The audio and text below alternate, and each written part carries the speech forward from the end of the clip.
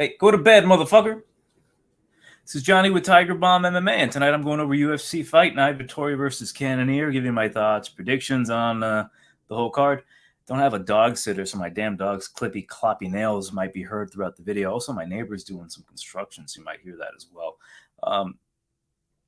Not too thrilled about the card. I get a feeling it's going to be a great card. I might not even watch it. I've been kind of busy. Got demolished last time out. Not necessarily prediction wise. I think I did pretty well when it came to the predictions for the last card, the UFC 289. The bets that I made were pretty dumb.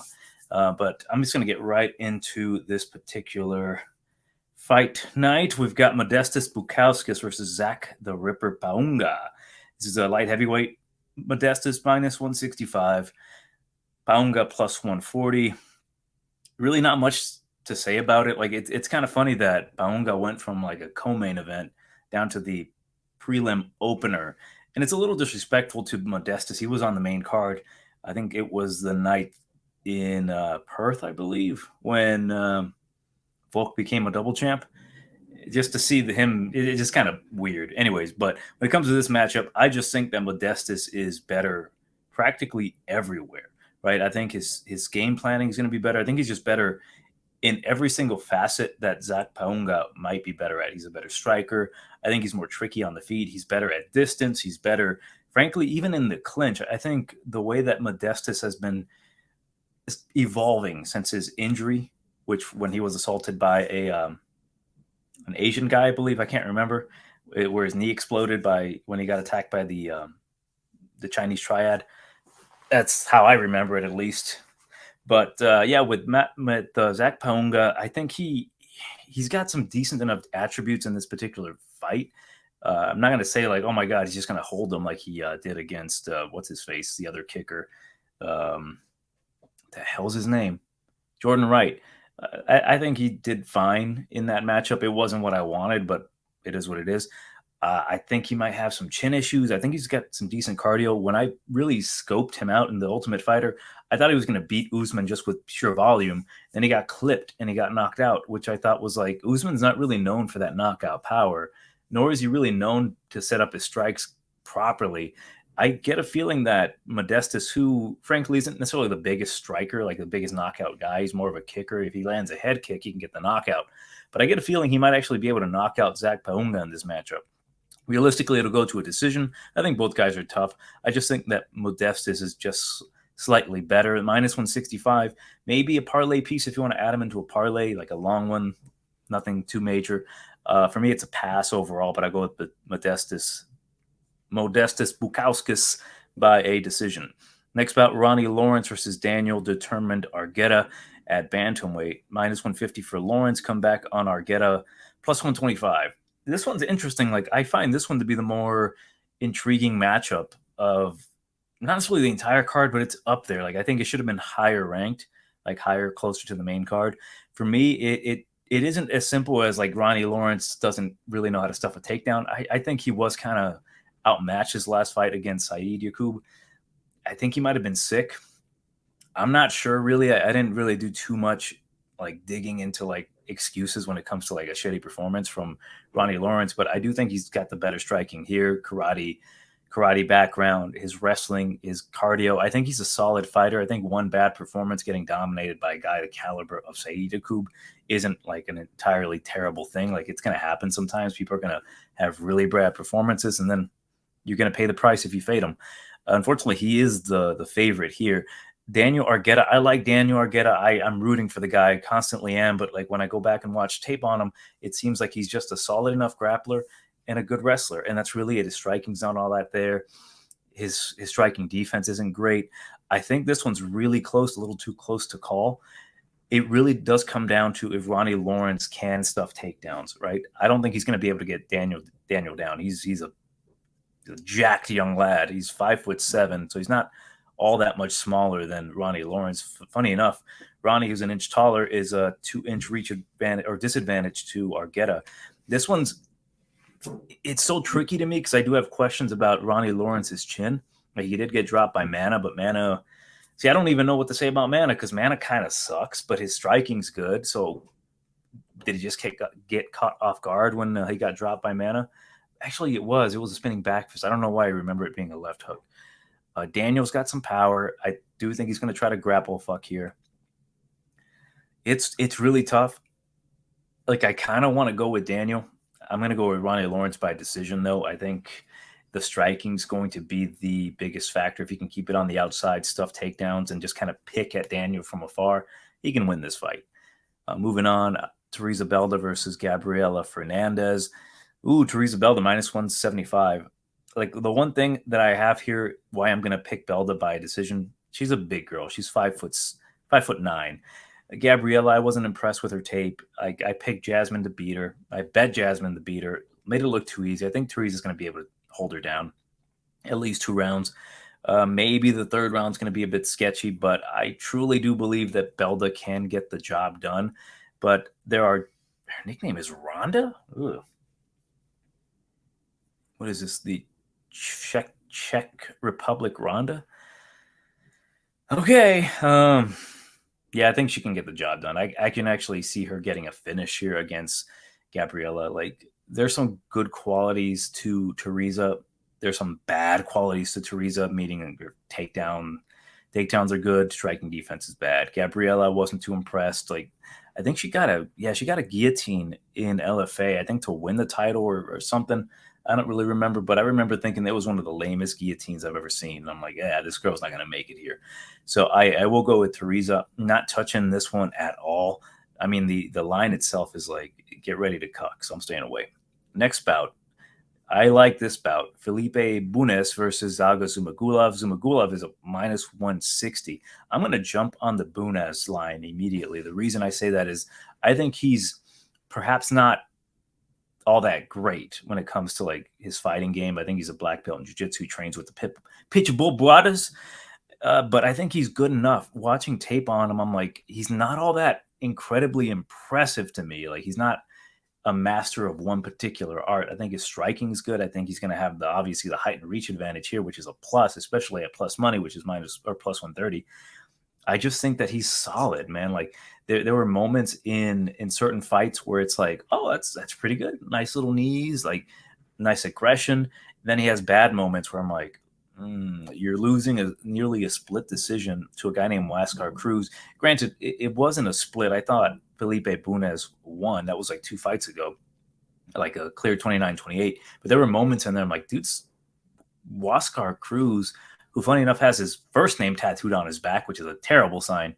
He's like 38 years old and he's giving him fits. So I'm like, I understand why he's the underdog here, but I just think he's got potential, right? I hate to say it, but despite him being 33 years old, I think with a little bit more time, he can have a solid enough UFC career where he can get wins in the UFC. Particularly a win over Zaga Zhumagulov, who he's 5'4". I know he's going to come out here swinging. I just feel as if like Felipe Bunes can land a knee up the middle, knock him out. I think he's going to have the striking on the outside to keep away Zalgas. The takedown defense. I mean, Zalgas can get takedowns. I just don't trust him to. He's coming back after a retirement. Can't trust him there as well. So I'm going to go with Bunes. I'll say actually he knocks him out in the 3rd round. I think because Zalgas does gas out, I think there'll be an opportunity for Bunes to get him out of there. Next bout, we've got Carlos Hernandez versus Psycho Dennis Bondar. Interesting. Hernandez is a minus 135. Come back on Bondar plus 110. I'm not going to completely shit on Bondar, even though he like cucked my parlays. That was more my fault. I shouldn't have added him in every single winning parlay that I had. But when he got his arm, I guess, broken or mutilated by Malcolm X, it was a little disheartening because I had some high hopes for the guy. Like, I heard people crapping on his, not his UFC record, but his record outside the UFC, where it's like he's not fighting the best competition, but he had some sort of like it factor to me. I'm like, hey, I think he can get the job done with takedowns, or he's wild enough sometimes to create some moments for him to get it to the ground and get a finish here.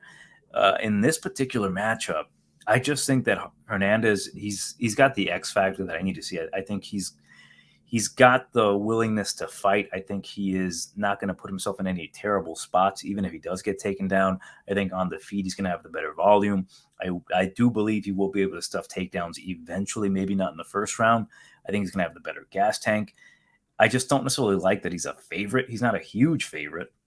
I would have liked him at dog odds, though. I would have liked people to, like, I guess you can't really argue that either. I was going to say, oh, he's going to be an underdog because of the quick tap. Not necessarily a quick tap, but he got tapped out quick against Nascimento, who's like, he would break more than just Bondar's arm.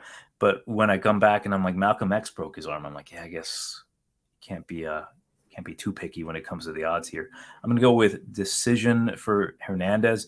I think Bondar, I don't know if he is UFC caliber. I thought maybe a stepping stone like Malcolm X would see where he's at. Like if he dominated him instantly, cardio looked good. We'll see from there. Like just pick your spot, see if he's a fade. But because we didn't really get to see his performance against Malcolm X, it was like too quick. Like he might come out here and look fantastic against Carlos Hernandez. And if he does, I'm like, oh, cool. Like let's put Bondar back on that slight pedestal and we'll get to see him fight someone that is, maybe a step above, because Carlos does kind of get taken down a bit, but I think and I keep mentioning this, is like the Mexican Frankie Edgar in my eyes. I think he's got some certain qualities that he's scrappy. He can get taken down. He can get back up, good boxing, and he can put your lights out. Like if you don't respect the guy's stand up, I think he can catch you with something sneaky and beat the shit out of you. I say that about certain guys, like, Maybe I'll get into it later, but I was going to bring up the guy who just fought in the Ultimate Fighter. Jesus, Austin Hubbard. Like, I like Austin Hubbard, and certain fighters that remind me of Austin Hubbard, kind of like, let's keep an eye on these guys because they might be some potential. And I rank Carlos Hernandez in an Austin Hubbard type way, where he's not great, but he can beat your ass, and that's the most important thing. I think Carlos Hernandez can come in here and beat the ass of Bondar. So I'll say a decision, possibly finishes him along the way. Next bout, Kang versus Christian Quinonez. Mr. Perfect versus Problema. I'm a big fan of Mr. Perfect, not necessarily just in this spot, but like in general. Something about the guy I've always kind of liked. I like the style. When he's got that long hair and the little mustache, the dude looks pretty badass. But he's 5'9" here against the 5'8" Quinonez, and Quinonez is the minus 175 favorite compared to the plus 150 Kang. Kang is 35, Quinonez 27.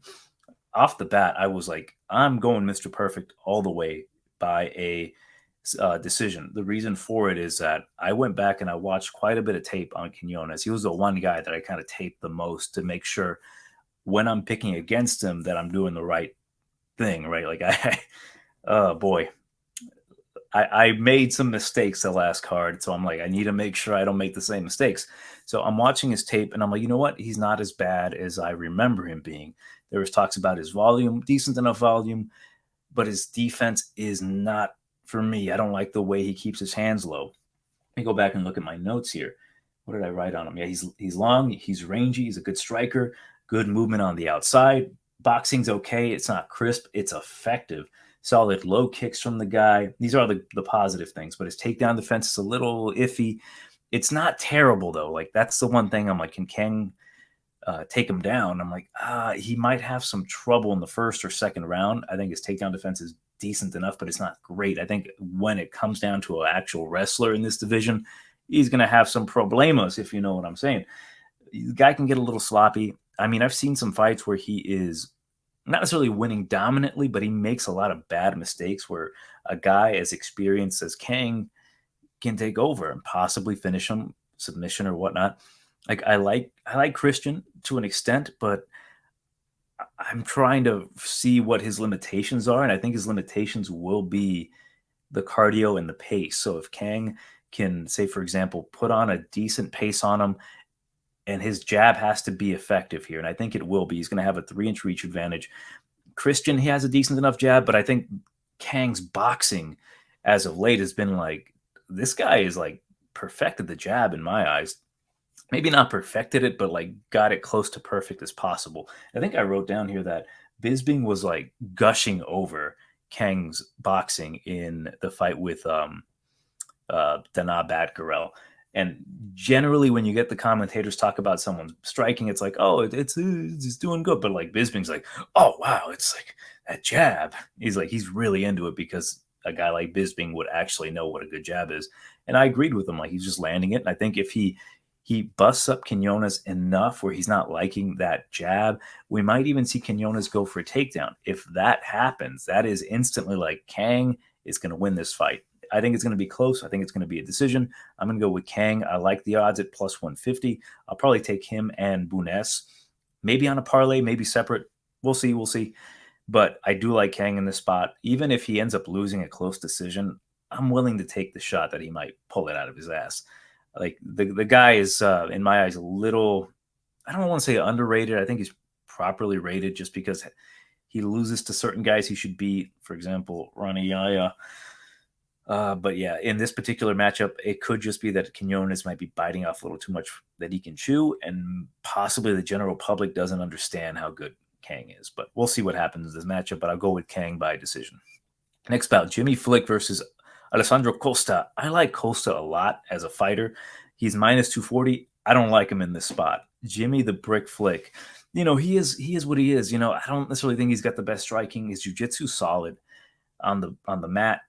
Can't crap on him. I think if it hits the mat, we're going to have some fun scrambles here with Jimmy being, 3 inches taller. He could pull something out of his ass, and I think that he can even possibly get a finish or a knockout along the way. At plus 190, it's tempting to me. But then I got to come to my senses. Alessandro Nono Costa. I hate that name, though. The dude is a Mexican-Brazilian or Brazilian-Mexican. He's Brazilian, but he trains in Mexico. So I always like, oh, yay, cool. But my issues with him is that I've seen him lose decisions. I've seen him kind of get tired a little bit, and he kind of relies on his grappling a little too much. And in this matchup, I worry that his gas tank might fail him if he tries to relentlessly try to grapple Jimmy Flick, and Jimmy Flick is just a couple steps above him. Like, right, I worry that despite my respect for Costa's grappling, I've seen him kind of get out grappled a little bit by guys that have no reason to out grapple him. So if he keeps it striking, I think he's got a really good chance to knock out Jimmy Flick. So I'm hoping he does that. I'll say Costa round number 2 knockout. I'm staying away, though. I might even take a little tiny sprinkle, maybe like $20 on Jimmy Flick, just to like test the waters on him, because I don't particularly think he's the best in this division.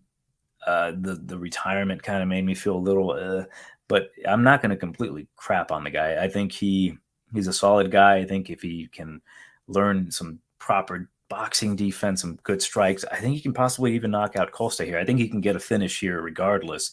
But in reality, Costa likes to swing recklessly overhand rights. And, he's going to be the shorter guy. And I think that might connect and knock out Jimmy Flick. So I'll go with Costa round number 2 knockout. Not interested in really the line, but again, potentially might take Jimmy Flick just for shits and giggles. Next bout, Raoni Barcelos minus 230 against Miles Chapo Johns. In reality, it's Miles Johns has to get a knockout. He can't beat Barcelos any other way. I had money on him his last fight, and against Morales. It's kind of crazy how I remember where I am when I'm watching these fights, because I'm always kind of out and about, and I'm watching a lot of these on my phone on UFC Fight Pass $9.99 a month. When it comes to that particular fight, I'm watching it as I'm driving around the mean streets of Corona, California, trying to avoid Sean Strickland because he runs those streets. But I'm watching this fight. Nothing's happening, right? I'm driving, and I keep hearing some X-fighters moving forward, and I kind of take a look real quick. Nothing happens. It just sucked. It was a terrible fight. I got lucky to get that decision, right? Nothing happened, so it could have gone either way. Barcelos got knocked out his last fight. Terrible, right? But he lost to Nurmagomedov. It was a weird punch. I'm not going to shit on Barcelos, but in this matchup, I think Barcelos, despite being 36 years old, just got knocked out. What was it, 4 months ago? This isn't a Jared Gordon situation where it's got knocked out brutally. He's coming back too soon. I think Barcelos is going to take care of business here. I think he's going to actually submit Miles John. So I might take a prop on inside the distance on Barcelos. if Johns can come out here and get a knockout over Barcelos, I'm like, geez, that's one of those like I'll never watch the sport again because like I don't want to see my heroes like Barcelos. Barcelos is a bad man. It just sucks that he's getting older. But yeah, I'll go with Barcelos by submission round number 2. I think the first round, I'll give the first round leeway for Barcelos to be like, I don't want to get hit. Let me stay on the outside, throw some kicks. He's gonna get his confidence back. Round number 2 runs through Miles Johns. So yeah, round number 2 for Barcelos submission. Next up, main card opener, Nicholas Dalby versus Muslim Saliikhov, King of Kung Fu versus Danish Dynamite. Plus 170 for Dalby comeback on Saliikhov 200, minus 200. They're both kind of up there in age. I'll give Dalby credit. He doesn't look 38 years old. He looks like he's in solid, like, moisturizing condition. Saliikhov, I've kind of seen him look his age at 39 years old. He's not as fast as he used to be. When I thought about this matchup, I'm like, is there potential here that he can win or squeak out a decision? I think he can. I think there's chances here. But the more I thought about it is that if it's on the feet, Dalby likes the outside, likes to kick from the outside. It's really Muslim's game. He can pick you apart from the outside, especially with those spinning back kicks. I think he's more dangerous on the feet, better hands, better kicks, more power. The grappling of Dalby, though, I don't particularly think it's the greatest grappling, but the threat of it, the pressure from him, because he's going to want to close distance and get in there.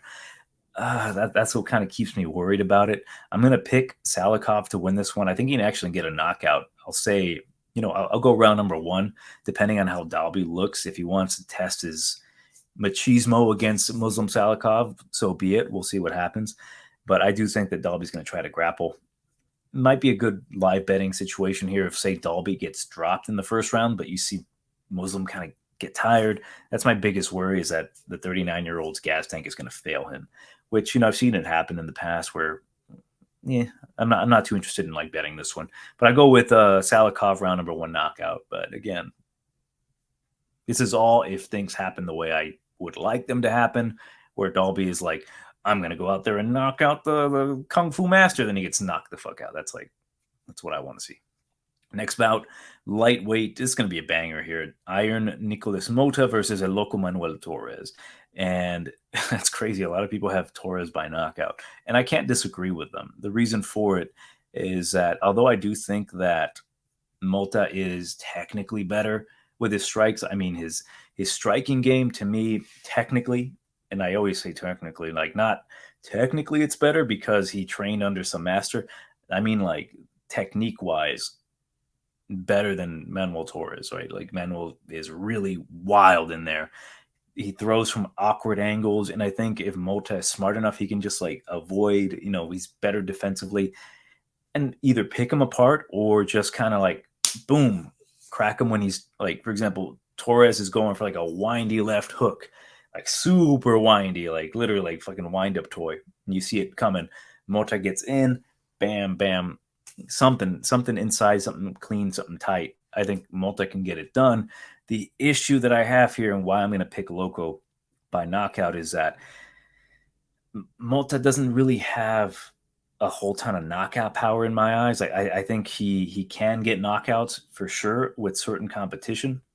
He just got one against Cameron Vanderkamp. And I remember distinctly when the boys in the Discord were telling me, like, oh, can Vanderkamp get knocked out? And I'm like, Vanderkamp's sky-high chin tells me that he will get knocked out in the first round. And, it doesn't take Nostradamus to figure that one out. But Motta, he can get knockouts. I just don't think he's going to be able to crack a guy like Torres's chin. And call me stupid, probably will. But when I see fights like this, where it's like two guys that like to stand up, they're going to throw down. One guy is, again, technique for technique is cleaner. He's better than the other guy.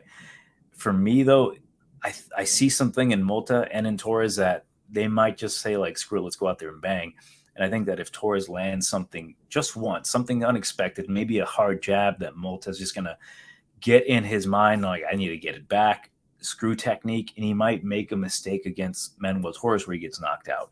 Like, I've seen Motta get knocked out. His chin isn't all that great. I just see that if he cannot keep Torres away from him and, like, keep them at necessarily distance, but like pick them apart. I just think that Manuel just needs a one opportunity to land goofy and clean enough to really rock Motta where he can finish them. And realistically, though, I just think that the pride of Motta might get in the way here. If it doesn't, it is what it is. I probably won't bet this. I should take doesn't go the distance, right? Because that would cover just in case Motta does whip the shit out of Manuel Torres, who again he's kind of whack when it comes to his strikes, but sometimes you just need somebody crazy enough with a decent enough chin to get in there, get cracked, and then land something stupid right on the temple. So I'll go with Torres. It's more of me picking him because I do think he's got technically the higher likelihood of getting a finish, a knockout, whereas Motta more than likely can get a decision win against Manuel Torres by just kind of whipping his ass and staying defensively sound. So I think that's how I might play it. Either, I guess, if you're thinking Motta decision, either money line or decision prop, or Manuel Torres knockout. We'll see. I might not touch this one, but this one's got a high likelihood of being a really fun fight. Next bout, Pat Sabatini, the wrap me up Drutini Sabatini versus Lucas Almeida. Almeida's plus 155. Come back on Pat Sabatini is minus 185. It's interesting, and I get it, right? Sabatini, if he gets a hold of you, it's a wrap, just like Drutini in Pokemon. He can wrap you up. It's a move. I'm in my 30s. But Lucas Almeida, what I like about the guy, he has what you call the warrior spirit. You see, I believe Lucas Almeida, because he was fighting so soon, he might have absorbed whatever fighting spirit Aldana had in that fight against Nunes. So I blame Lucas Almeida because I feel as if he like feeds off of warrior spirit, so he takes it. So I don't know if they interacted, but that makes the most amount of sense. Like Lucas Almeida and Irene Aldana met in like a hallway. They said hi to each other, and that fucking vampire that is Almeida sucked the warrior spirit out of Aldana. So it's not her fault. Okay, it's not her fault. It's Lucas Almeida's fault. And because of that, I'm going to go with Lucas Almeida. There is a very good chance Pat Sabatini does what Pat Sabatini does. He's a phenomenal grappler. I always make the joke when I went and did research on him at first when he was supposed to fight.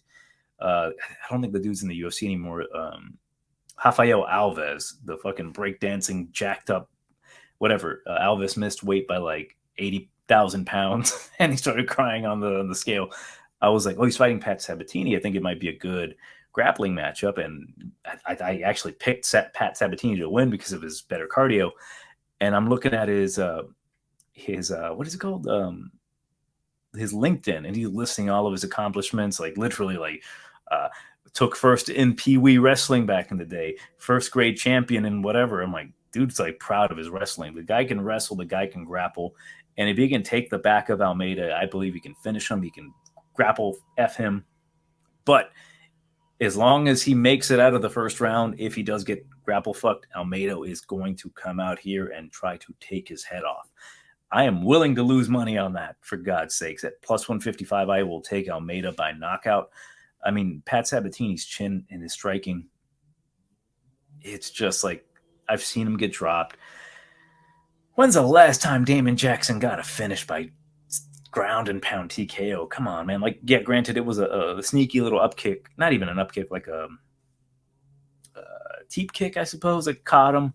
But still, it's like Pat Sabatini, I've seen him drop too many times, and I do believe Almeida has it in him to hurt Pat Sabatini. Like, God, I really enjoy Lucas Almeida. When I saw him fight Zell Huber in the Contender Series, not only did I think Almeida's a phenomenal fighter, I can't wait to see him in the UFC, it made me believe Zell Huber is going to be a future champ. I'm like, this guy has something. And then we saw what he did against Ogden. And I still have my doubts about Zell Huber, but we'll get to him when he gets his next matchup. But I'll go with Almeida second round TKO. I think first round, Pat Sabatini's going to wrap him up. And then second round, it's going to be like Pat's a wee bit tired. And then Almeida's going to just like.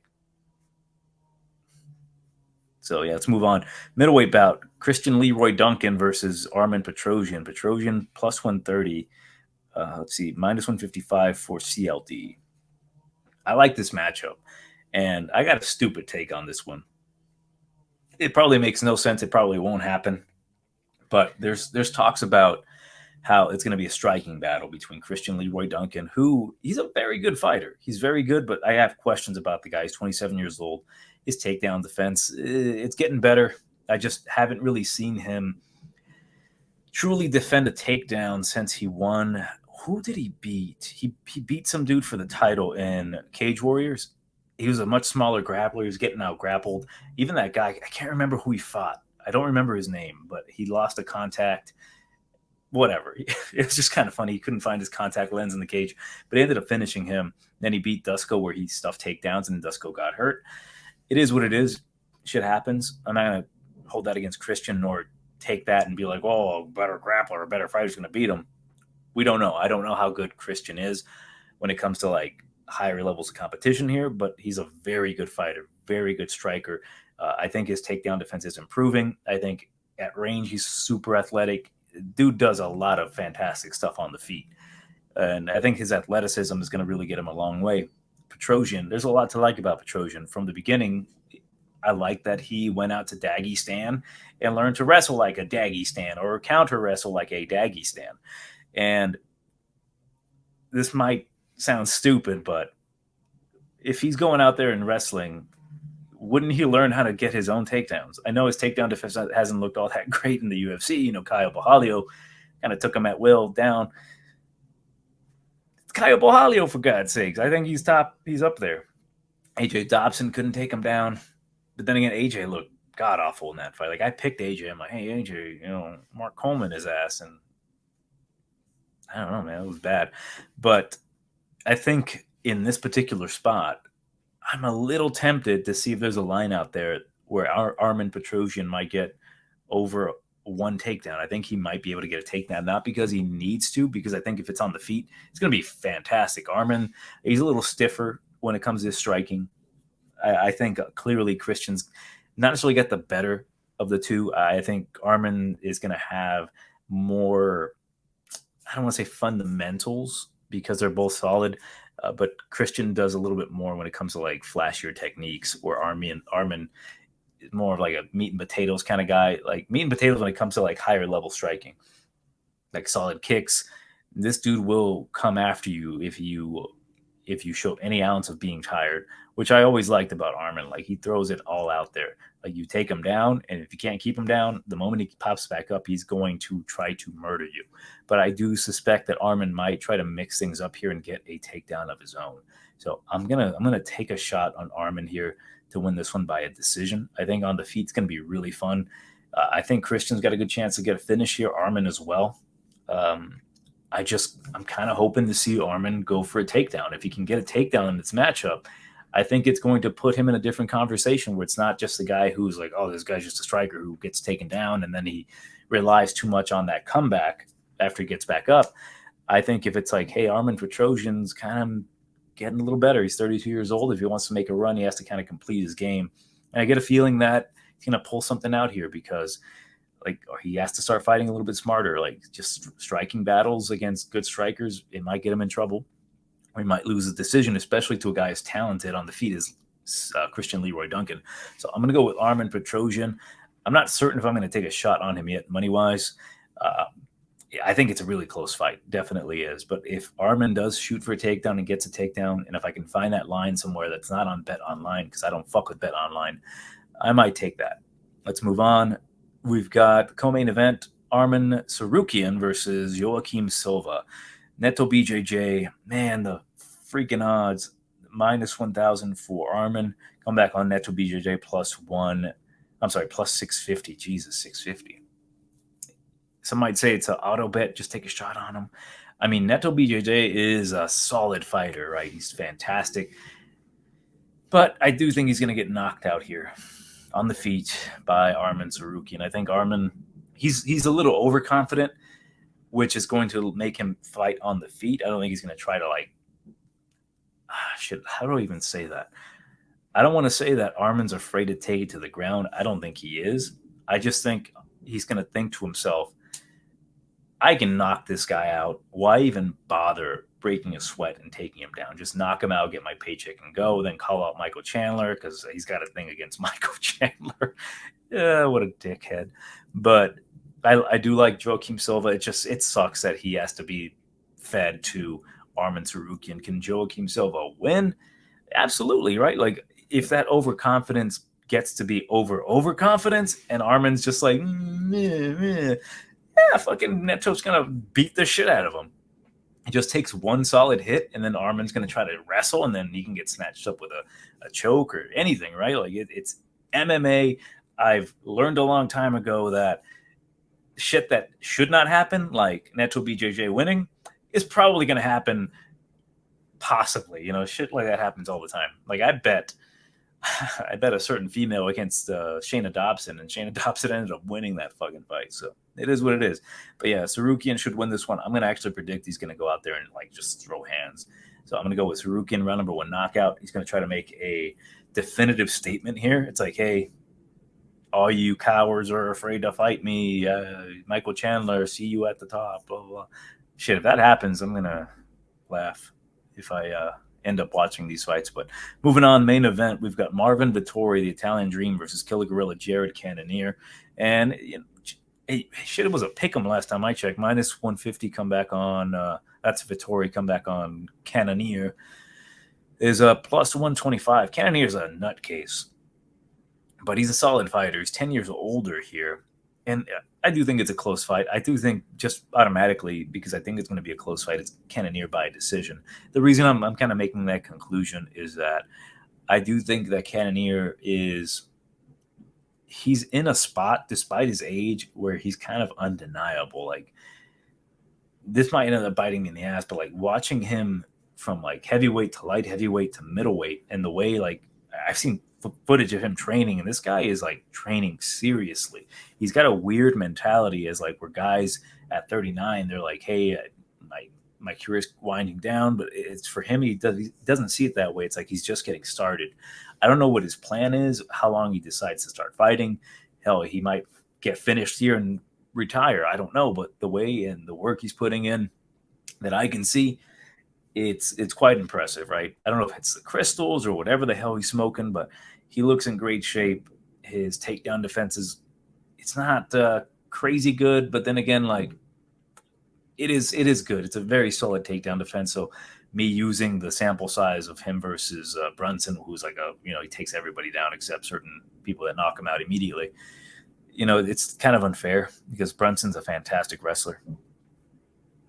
It's so tricky with Marvin because Marvin is a guy that, you can expect a lot from him. You can expect him to throw a lot of volume, not get knocked out because he has a solid blockhead.